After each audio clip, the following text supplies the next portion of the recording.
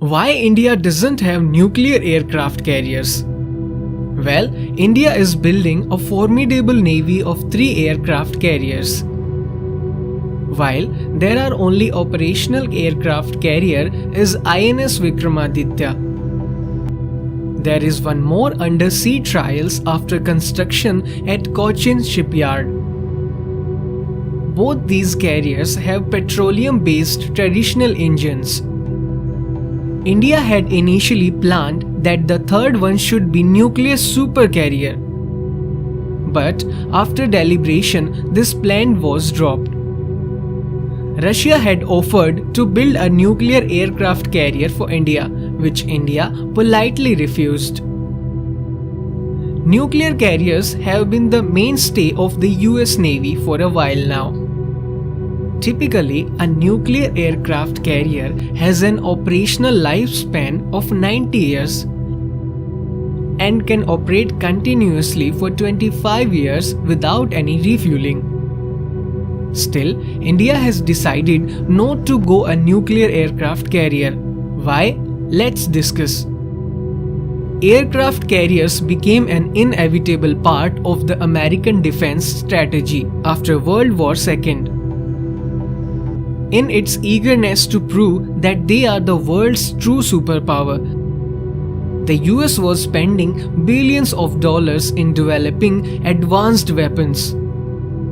Initially, the focus was mostly on bomber plans, and hence the Air Force was given higher priority. It was only after the Korean War that they realized the importance of aircraft carriers. The American aircraft carriers acted as floating bases off the coast of Korea, thousands of kilometers away from their soil. The aircrafts that took off from these carriers dealt severe blows to North Korea. Later on, aircraft carriers became an integral part of the United States Navy and are now viewed as projection of its might. According to the international laws, an aircraft carrier is treated as the sovereign territory of the nation that is operating the carrier. It can sail up to 21 km from the coastline of the another country without any special permission. Yet, neither can they be approached nor allowed to fly over without permission. Therefore, an aircraft carrier is indeed a floating defense base. The world's first nuclear aircraft carrier, the USS Enterprise, was commissioned by the US Navy in 1961. During the 70s, they commissioned bigger Nimitz-class nuclear carriers. In the last decade, they have also commissioned even bigger and more advanced Ford-class carriers. Currently, the US Navy has 10 Nimitz-class carriers and 1 Ford-class carrier. Since these carriers are powered by 2 nuclear reactors, each with a capacity of 550 megawatt, they can operate continuously for 25 years and have an unlimited range.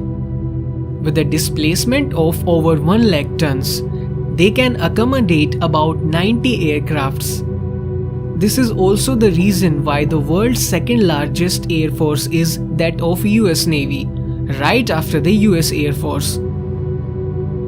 While aircraft carriers have several advantages, they really don't suit India's situation. The main reasons are the costs involved and the time taken to commission them. It took $13 billion and 12 years for the US to build the USS Ford. Besides, its daily operational costs alone are to the tune of $1.5 million. Once a nuclear carrier reaches the end of its life, it's a really costly affair to dismantle it. For example, the world's first nuclear carrier, the USS Enterprise, was decommissioned in 2012, but it's still not fully dismantled. To scrap the nuclear reactor inside, it costs around $1.5 billion and more than 10 years. Apart from America, only France uses nuclear aircraft carriers.